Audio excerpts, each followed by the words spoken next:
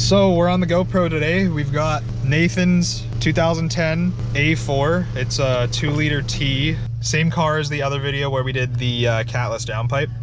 It is a 6-speed manual, so we're gonna have some fun with that, not DSG. So we're gonna be tuning it today. We're just gonna go out and get some bass lines, and that's why we're on the GoPro, so I can get some POV pulls and get some numbers figured out here, and then we'll get it tuned up, pull the ECU out, get that all set up. We're going stage 2 today with a slight crackle, rear O2 delete and whatnot, but let's go grab some bass lines and we will go from there.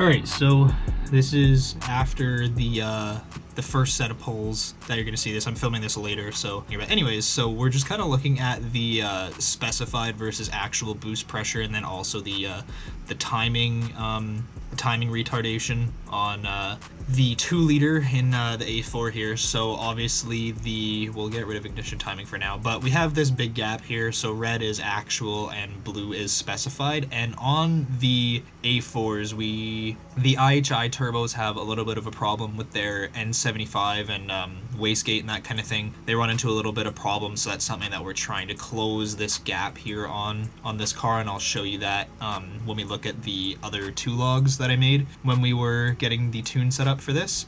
Second log now, so we're getting the boost pressures actual versus specified a lot closer now. So that's about 0.9 bar versus 1.2 that it wants.